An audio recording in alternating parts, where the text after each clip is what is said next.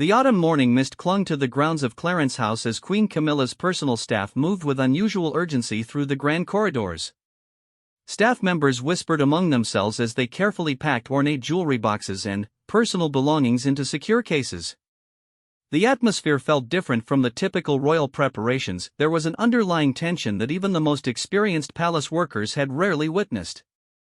Lady Margaret Thornfield, Camilla's longest-serving lady-in-waiting, supervised the packing with meticulous attention to detail. She had served the royal family for over 3 decades and had never seen such a hurried departure. The Queen Consort had announced just 2 days prior that she would be taking an extended visit to her sister's estate in France, citing a need for rest and reflection. However, those close to the royal circle knew this was far from a typical retreat.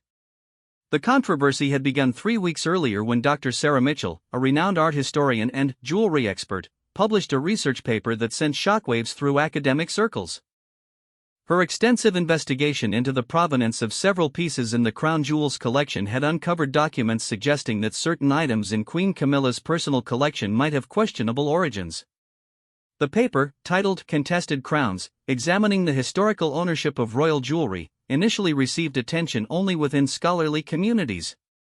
Dr. Mitchell had spent 5 years researching in archives across Europe, meticulously tracing the ownership history of significant jewelry pieces. Her work began innocuously as part of a broader study on European royal collections, but what she discovered in a dusty archive in Vienna changed everything. Among the yellowed documents and faded photographs, she found detailed records that suggested several pieces now worn by Queen Camilla had once belonged to families whose property was seized during various historical conflicts. The most significant finding concerned a spectacular sapphire and diamond tiara that Camilla had worn on several high-profile occasions, including state dinners and royal weddings. According to Dr. Mitchell's research, this particular piece had originally belonged to the Duchess of Montenegro, whose family fled their homeland during the Balkan conflicts of the early 20th century. The Duchess had reportedly sold the tiara to a London dealer in 1923 to fund her family's exile, but the documentation suggested she had been paid far less than its actual value and may have been coerced into the sale. Another piece that drew Dr. Mitchell's attention was an emerald necklace that Camilla frequently paired with formal evening wear. The historian's research indicated that this necklace had once been part of a collection belonging to a wealthy Jewish family in Austria. According to the documents she uncovered, the family had been forced to sell their jewelry collection in 1938 as they fled the rising tide of persecution. The sale records showed prices that were clearly below market value, suggesting the family had little choice but to accept whatever they could get in their desperate circumstances. The most controversial discovery involved a set of ruby earrings that had become somewhat of a signature piece for Queen Camilla. Dr. Mitchell's investigation revealed that these earrings had originally belonged to an Indian Maharani whose collection had been acquired by the British during the colonial period. The circumstances of this acquisition were documented in colonial records that painted a troubling picture of coercion and exploitation of local rulers. When Dr. Mitchell first submitted her research to the Journal of Royal Historical Studies, she had no intention of creating a scandal. Her academic integrity demanded that she publish her findings, regardless of their potential implications. She had followed proper research protocols, cross-referencing multiple sources and consulting with other historians to verify her discoveries. The peer review process had been thorough, and other experts in the field had confirmed the validity of her research methods and conclusions. The initial publication of Dr. Mitchell's paper went largely unnoticed by the mainstream media. It was only when Professor James Whitmore, a respected historian at Oxford University, referenced her work in a lecture about the ethical implications of museum collections that journalists began to take notice. Professor Whitmore had used Dr. Mitchell's research as a case study in his ongoing campaign for museums and institutions to examine the provenance of their collections more carefully. The story might have remained confined to academic circles if not for investigative journalist Emma Harrington of the London Tribune. Emma had attended Professor Whitmore's lecture as part of her research into a broader story about cultural repatriation movements. When she heard the details about the jewelry pieces, she immediately recognized the potential significance of the story. She spent 2 weeks verifying Dr. Mitchell's claims and seeking comment from palace officials before publishing her explosive article. Emma's article, titled "The Crown's Contested Jewels, New Research Questions Royal Collection," appeared on a Tuesday morning and immediately went viral on social media. The story was picked up by major news outlets across the globe within hours. The timing couldn't have been worse for the royal family, as they were already dealing with other public relations challenges and were preparing for a major state visit from the President of France. The palace's initial response was measured and diplomatic. A spokesperson issued a statement saying that the royal household took all questions about the provenance of collection items seriously and would be conducting a thorough review of Dr. Mitchell's research. They emphasized that many pieces in royal collections had been acquired over centuries and that complete provenance records were often challenging to maintain. The statement also noted that the royal family had a long history of working with legitimate claimants to resolve ownership disputes when appropriate. However, the palace's careful response did little to quell the growing media storm. Social media platforms were flooded with discussions about the ethics of royal jewelry ownership, with hashtags like #ReturnTheCrowns and #JusticeForJewels trending globally. Activist groups that had previously focused on museum repatriation issues suddenly turned their attention to the royal collection. Protests began to appear outside Buckingham Palace, with demonstrators carrying signs demanding the return of stolen jewelry. The pressure intensified when several prominent figures began to speak out on the issue. Lord Timothy Ashworth, a respected member of the House of Lords known for his work on historical justice issues, called for a comprehensive review of all royal jewelry pieces. He argued that the monarchy had a moral obligation to ensure that their collection did not include items acquired through exploitation or coercion. His comments were echoed by several other politicians and public figures, creating a groundswell of support for further investigation. International media coverage added another layer of complexity to the situation. News outlets in India, Austria, and the Balkans picked up the story and began to examine the implications for their own country's historical artifacts.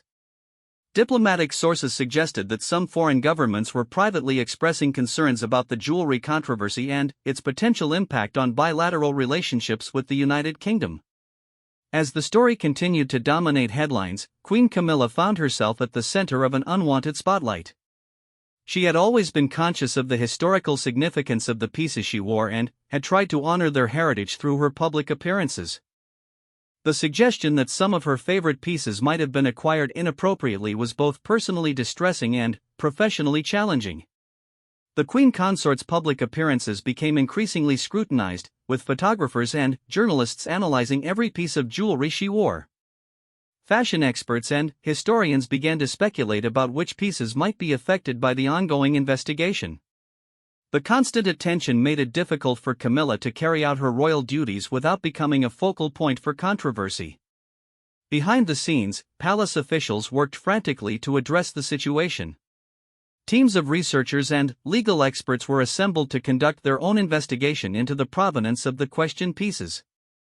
The process was complicated by the fact that many of the jewelry pieces had been acquired decades or even centuries ago, when record-keeping standards were different and the ethical frameworks surrounding cultural property were less developed. The situation became even more complicated when potential claimants began to emerge. Descendants of the original owners started to contact lawyers and advocacy groups, seeking assistance in potentially reclaiming family heirlooms.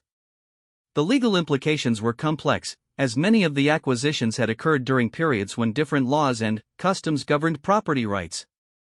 As the controversy continued to escalate, it became clear that this was not a situation that would be resolved quickly or quietly.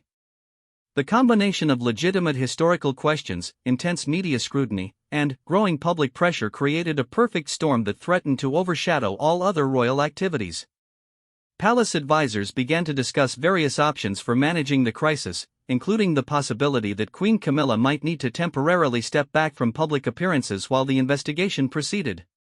The decision for Queen Camilla to leave the UK came after a particularly difficult week when protesters had gathered outside every venue she was scheduled to visit.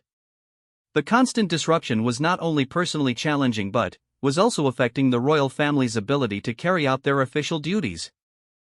The retreat to France was presented as a previously planned visit, but those close to the situation understood that it was a strategic withdrawal from an increasingly untenable position. As her convoy departed from Clarence House that misty autumn morning, Queen Camilla looked back at the residence that had been her home for so many years. The jewelry boxes packed in the secure cases beside her contained pieces that had brought her joy and confidence throughout her years of royal service. Now, those same pieces had become symbols of a controversy that threatened to define her legacy in ways she had never imagined. The morning after Queen Camilla's departure from London, newspaper stands across Britain displayed headlines that varied dramatically in tone and approach. The conservative papers emphasized the Queen Consort's dignity in the face of unfounded attacks, while the liberal press questioned why she had chosen to leave the country at such a crucial moment. International media coverage was equally divided, with some outlets portraying her departure as a strategic retreat and others suggesting it was a necessary step to allow for proper investigation. Dr. Sarah Mitchell woke to find herself at the center of a media firestorm she had never anticipated. Her phone buzzed constantly with interview requests from journalists around the world, and her university email inbox was flooded with messages from colleagues, students, and members of the public. Some praised her scholarly courage in pursuing difficult truths, while others accused her of attacking the monarchy for personal gain. The pressure was unlike anything she had experienced in her academic career. The historian had spent the previous evening reviewing her research once again, checking every source and citation to ensure her work could withstand the intense scrutiny it was now receiving. She had documented everything meticulously, photographing original documents and maintaining detailed provenance chains for each claim in her paper. Her methodology was sound, but she understood that in the court of public opinion, academic rigor didn't always translate to public understanding. Professor Elena Vasquez, a colleague from Dr. Mitchell's university and an expert in cultural property law, had offered to help review the legal implications of the research. Together, they spent hours examining international conventions on cultural property, historical precedents for repatriation cases, and the complex legal frameworks that governed royal collections. The legal landscape was intricate, with different rules applying to different types of cultural property and different historical periods.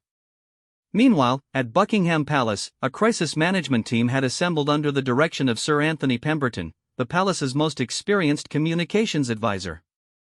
Sir Anthony had managed royal crises for over 2 decades and understood that this situation required a delicate balance between protecting the monarchy's reputation and addressing legitimate concerns about historical justice. The team included historians, lawyers, public relations experts, and diplomatic advisors. The palace's investigation team was led by Dr. Victoria Ashford, the Royal Collection's chief curator, who had the challenging task of reviewing the provenance of hundreds of jewelry pieces. Her team included experts in art history, gemology, and archival research. They began the painstaking process of examining every document, photograph, and record related to the questioned pieces, as well as conducting a broader review of acquisition practices throughout the collection's history.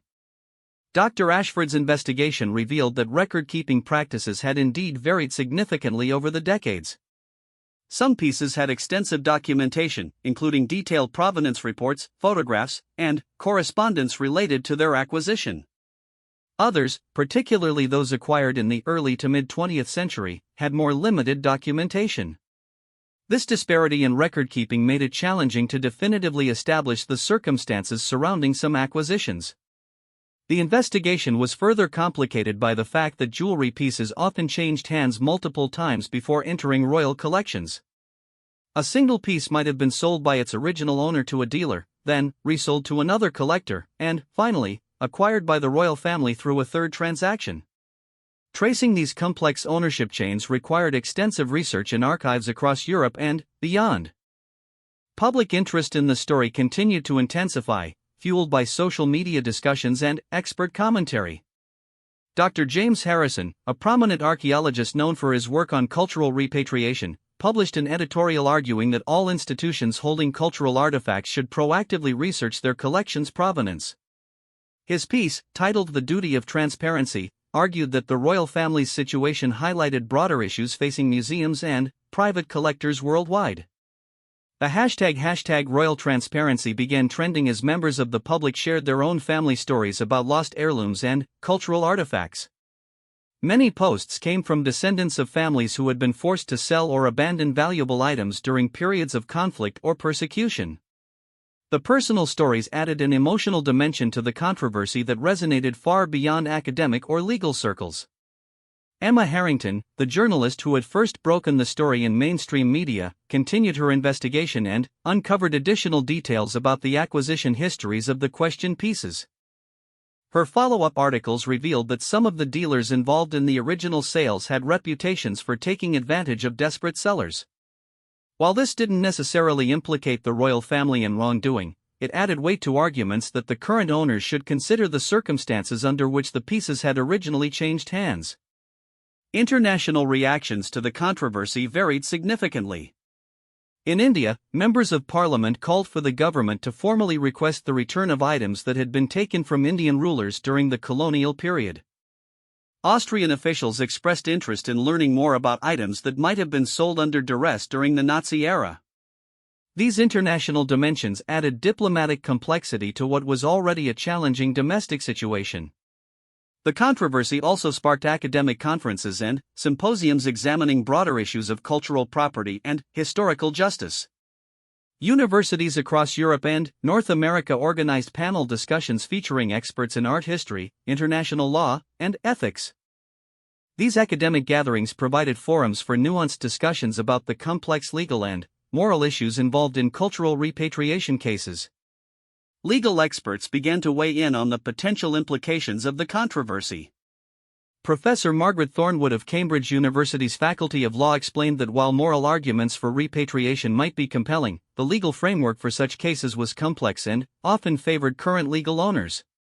She noted that many cultural property disputes were resolved through negotiation and goodwill rather than through court proceedings. The question of monetary compensation also emerged as a significant issue.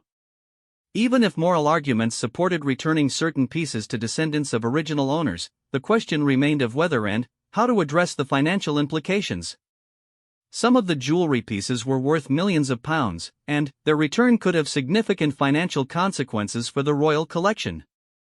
As the investigation progressed, Dr. Mitchell received support from unexpected quarters. Several prominent historians and museum directors issued statements supporting her right to publish academic research, even when it raised uncomfortable questions about prestigious institutions.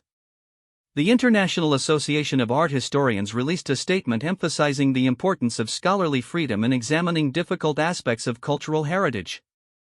However, Dr. Mitchell also faced criticism and even some personal attacks from those who viewed her research as an assault on British institutions. Her university was forced to increase security measures after receiving threatening messages directed at her. The personal cost of her academic work was becoming increasingly apparent, raising questions about the challenges faced by researchers who investigate sensitive topics. The media coverage began to explore broader themes beyond the specific jewelry pieces. Documentaries and special reports examined the history of royal collecting practices, the development of international cultural property law, and the experiences of families whose cultural heritage had been displaced. These broader investigations provided context for understanding how the current controversy fit into larger patterns of cultural property disputes. Queen Camilla, meanwhile, remained in seclusion at her sister's estate in the French countryside. Reports from those close to her suggested that she was deeply affected by the controversy and was spending time reflecting on the complex history of the pieces she had worn with such pride. Friends described her as committed to finding a resolution that would honor both the dignity of the monarchy and the legitimate concerns of those who had raised questions about the jewelry's provenance. The French estate where Queen Camilla was staying had been in her sister's family for generations and provided the privacy and security necessary for her to avoid the constant media attention that had made life in London increasingly difficult. The property's extensive gardens and library provided spaces for quiet reflection and consultation with advisors who traveled discreetly to meet with her. Palace sources suggested that Queen Camilla was actively engaged in discussions about how to address the controversy constructively. Rather than simply waiting for the investigation to conclude, she was reportedly considering various options for acknowledging the complex history of the questioned pieces while maintaining the integrity of the royal collection. These discussions involved not only palace officials but also experts in cultural property law and ethics. The investigation team's preliminary findings began to confirm some of Dr. Mitchell's research while raising questions about other aspects. Dr. Ashford's team found evidence supporting claims about the circumstances surrounding the sale of the sapphire tiara, but they also discovered additional documentation that provided more context about the transaction. The emerald necklace's history proved more complex than initially suggested, with evidence of multiple ownership transfers that made it difficult to determine exactly when and how it had entered commercial circulation. As the second week of the investigation concluded, it became clear that reaching definitive conclusions about all the questioned pieces would require significantly more time and research. The complexity of the historical records and the need to verify information across multiple archives meant that the investigation would likely continue for several months. This timeline created additional challenges for palace communications staff, who needed to manage ongoing media interest while the investigation proceeded. The situation also highlighted the broader challenges faced by institutions with historical collections. Museums around the world began to examine their own provenance research practices, recognizing that the royal controversy could lead to increased scrutiny of their acquisitions as well. Several major museums announced enhanced provenance research initiatives in response to the growing public interest in these issues. The controversy's impact extended beyond the immediate questions about specific jewelry pieces. It sparked discussions about the role of monarchy in modern society, the relationship between historical institutions and contemporary ethical standards, and the responsibility of current owners for past injustices. These broader conversations suggested that the jewelry controversy had touched on fundamental questions about how societies should address complex historical legacies. 3 weeks into Queen Camilla's exile in France, an elderly woman named Helena Komnenos contacted a human rights lawyer in Vienna with a story that would add another layer of complexity to the unfolding controversy. Helena, now in her 80s and living in a modest apartment overlooking the Danube, claimed to be the great-granddaughter of the Duchess of Montenegro, whose sapphire tiara had been identified in Dr. Mitchell's research as part of Queen Camilla's collection. Helena's story began in 1923 when her great-grandmother, the Duchess Maria Komnenos, had fled Montenegro with her young children following political upheaval in the Balkans. The family had arrived in London with little more than the clothes on their backs and a small collection of jewelry that represented the last remnants of their former wealth and status. The Duchess had been forced to sell pieces one by one to support her family's basic needs, including the spectacular sapphire tiara that had been in her family for 3 generations. According to family oral history that Helena had carefully preserved through handwritten journals and photographs, the Duchess had been devastated by the need to sell the tiara. The piece had been crafted in Paris in 1847 by the renowned jeweler François Kramer and had been a wedding gift from the Duke to his bride. The tiara featured a central 15-carat sapphire surrounded by diamonds arranged in an intricate floral pattern that reflected the artistic sensibilities of the mid-19th century. Helena possessed several pieces of evidence to support her family's claim to the tiara. Among her most treasured possessions was a formal portrait of her great-grandmother wearing the tiara at a state function in Montenegro in 1920, just 3 years before the family's exile. She also had the original receipt from Pemberton and Associates, the London jewelry dealer who had purchased the tiara from the Duchess in 1923 for £500, a sum that even then was well below the piece's artistic and material value. The receipt contained handwritten notes indicating that the Duchess had been desperate to complete the sale quickly and had accepted the dealer's initial offer without negotiation. Contemporary jewelry valuations suggested that the tiara should have been worth at least £2,000 at 1923 prices, making it clear that the Duchess had been forced to accept a fraction of its true value. The dealer's notes also mentioned the Duchess's poor English and her obvious distress during the transaction. Helena's lawyer, Dr. Elizabeth Reiner, specialized in cultural property restitution cases and had successfully represented families seeking the return of artwork and artifacts seized or sold under duress during various 20th-century conflicts. Dr. Reiner immediately recognized the potential significance of Helena's documentation and began the process of formally presenting her client's claim to both the British government and Buckingham Palace. The emergence of Helena's claim created a new dynamic in the controversy surrounding Queen Camilla's jewelry collection. Unlike the academic research that had initially raised questions about provenance, Helena represented a direct human connection to one of the disputed pieces. Her story provided a face and a personal history to what had previously been an abstract discussion about historical injustices. Media outlets around the world quickly picked up Helena's story, with many featuring the poignant photograph of her great-grandmother wearing the tiara alongside contemporary images of Queen Camilla wearing the same piece at various royal events. The visual comparison made the human dimension of the controversy impossible to ignore and generated significant public sympathy for Helena's family's loss. Helena's emergence prompted other potential claimants to come forward with their own stories and documentation. Within a week of her lawyer's announcement, Dr. Reiner's office had been contacted by 3 other families claiming connections to jewelry pieces in royal collections.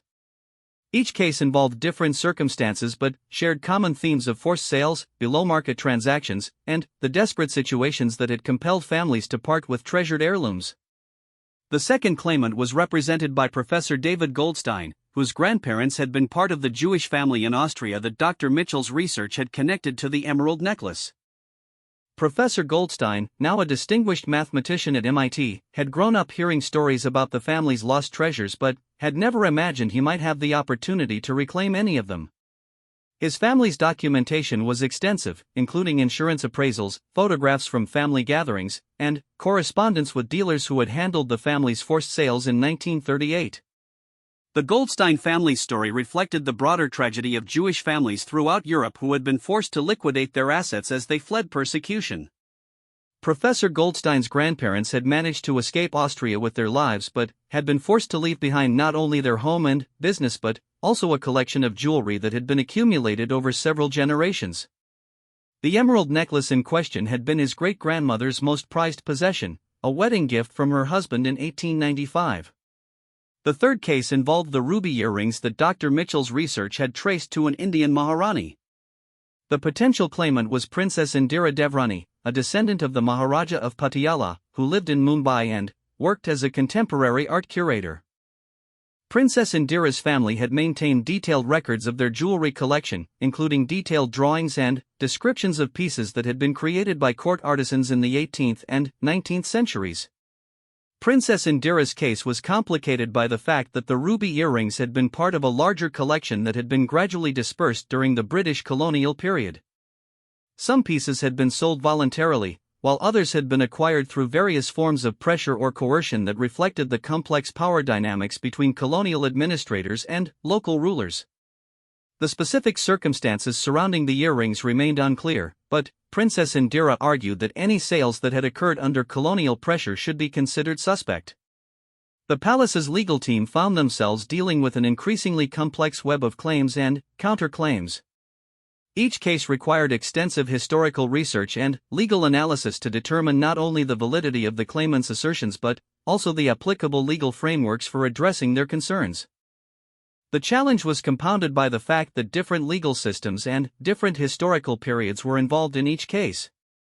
Sir Charles Wellington, the palace's chief legal counsel, assembled a team of specialists in international cultural property law to address the various claims. The team included experts in Austrian law, Indian colonial history, and international treaties governing cultural property.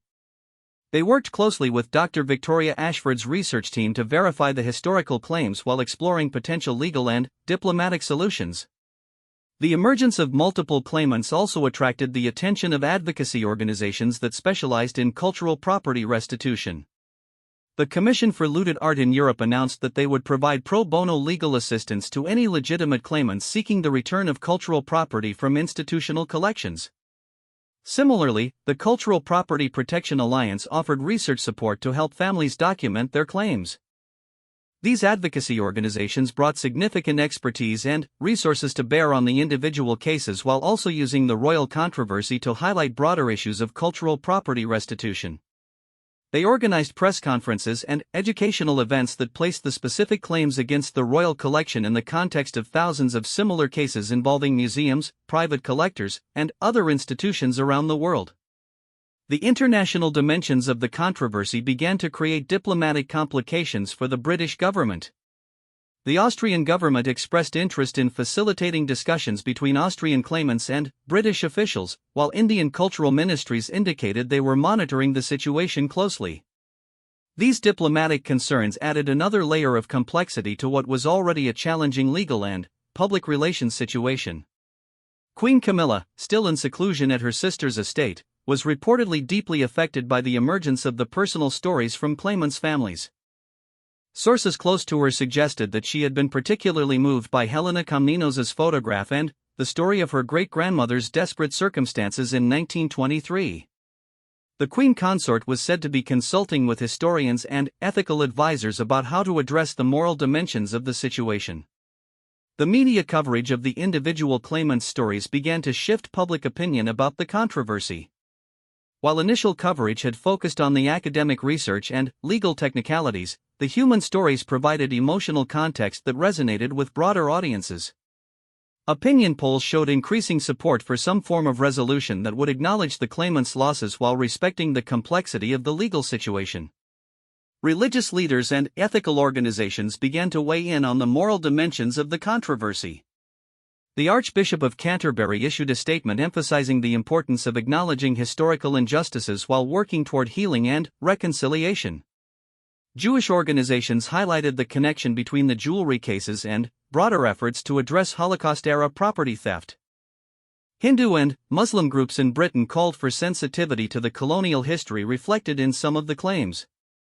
The controversy also prompted academic conferences and symposiums examining the ethical frameworks for addressing historical cultural property claims. Universities across Europe and North America organized events featuring philosophers, historians, lawyers, and representatives from affected communities. These academic discussions provided important intellectual context for understanding the complex moral and legal issues involved. As the investigation continued, Dr. Victoria Ashford's team made several significant discoveries that added nuance to the emerging picture. In some cases, they found additional documentation that supported claimants' assertions, while in others, they uncovered evidence that complicated the narrative suggested by the initial research. The complexity of the historical record made it clear that simple answers would be difficult to achieve. The team discovered that the sapphire tiara's journey to the royal collection had involved two intermediate sales after the Duchess of Montenegro's original transaction in 1923. The piece had been purchased from Pemberton and Associates by Lady Pemberton, the dealer's wife, who had worn it at social events for several years before selling it to another collector in 1931. The royal family had acquired the tiara in 1952 as part of a larger purchase that included several pieces from different sources. This discovery raised questions about the legal implications of the multiple ownership transfers. While Helena Komnenos's claim to be the rightful heir to the tiara seemed morally compelling, the legal situation was complicated by the fact that multiple legitimate transactions had occurred after her great-grandmother's original sale. The intermediate owners had apparently acted in good faith and had no knowledge of the desperate circumstances that had led to the Duchess's original decision to sell. Similar complexities emerged in the other cases as the investigation progressed. The emerald necklace had also changed hands several times before entering the royal collection, and some of these transactions had occurred decades after the original owners had fled Austria. The ruby earrings had been part of a collection that had been assembled by a British collector who had acquired pieces from various Indian dealers over a period of several years.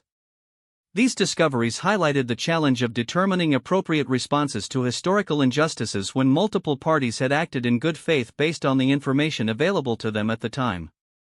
The legal concept of good faith purchaser provided some protection for those who had unknowingly acquired disputed items, but it didn't address the moral questions raised by the original circumstances under which the pieces had been sold. After 6 weeks of intense investigation and growing international attention, Queen Camilla made the decision to return to London. Her prolonged absence had become a story in itself, with some critics arguing that her exile suggested guilt while supporters maintained that she had needed space to consider the complex issues carefully. The announcement of her return came on a grey November morning, accompanied by news that she would be making a significant public statement about the jewelry controversy. The flight from France to London gave Queen Camilla time for final reflection on the decision she had reached after weeks of consultation with advisors, historians, legal experts, and her own conscience. She had spent countless hours reviewing the evidence compiled by Dr. Victoria Ashford's investigation team, studying the personal stories of the claimants who had come forward, and considering the broader implications of various possible responses to the controversy. Upon her return to Clarence House, Queen Camilla found a changed landscape. The media coverage had evolved from sensational headlines about stolen jewels to more nuanced discussions about historical responsibility and the challenges of addressing past injustices. Public opinion polls showed that while many people supported some form of acknowledgement of the claimants' cases, there was also recognition that the legal and practical issues involved were complex. The palace had used the time during Queen Camilla's absence to develop a comprehensive framework for addressing the various claims while establishing precedents for handling similar situations in the future. Sir Anthony Pemberton's communications team had worked closely with legal experts and historians to craft a response that would acknowledge legitimate concerns while maintaining the dignity and integrity of the monarchy. 3 days after her return, Queen Camilla appeared at a specially arranged press conference at Clarence House. The event was attended by representatives from major media outlets around the world, as well as some of the claimants and their legal representatives. The Queen Consort had chosen to address the situation personally rather than through palace spokespeople, understanding that the gravity of the issues required direct engagement from the highest levels of the royal family. Queen Camilla began her statement by acknowledging the legitimate concerns that had been raised about the provenance of certain pieces in royal collections. She expressed her personal commitment to ensuring that the monarchy's relationship with its historical artifacts reflected contemporary values of transparency and justice. Her tone was measured and thoughtful, reflecting the careful consideration that had gone into every word of her prepared remarks. The centerpiece of Queen Camilla's announcement was the establishment of the Royal Heritage Foundation, a new organization dedicated to researching the provenance of royal collection items and working with claimants to resolve disputed ownership cases. The foundation would be funded by the royal family and would operate independently to ensure objective research and fair consideration of claims. Dr. Victoria Ashford would serve as the foundation's first director, bringing her expertise and the credibility she had established through her thorough investigation. Queen Camilla announced that the Royal Heritage Foundation would immediately begin working with Helena Komnenos and her legal representatives to develop an appropriate resolution regarding the sapphire tiara. While the legal complexities prevented a simple return of the piece, the Queen Consort indicated that the foundation would explore various options including long-term loans, shared custody arrangements, and alternative forms of recognition and compensation. The announcement also addressed the other pending claims in different ways, reflecting the unique circumstances of each case. For the emerald necklace claimed by Professor Goldstein's family, the foundation would work with Jewish restitution organizations to develop a response that honored both the family's loss and the complex legal situation created by multiple subsequent transactions. The case of Princess Indira's claim regarding the ruby earrings would be addressed in consultation with Indian cultural authorities and experts in colonial history.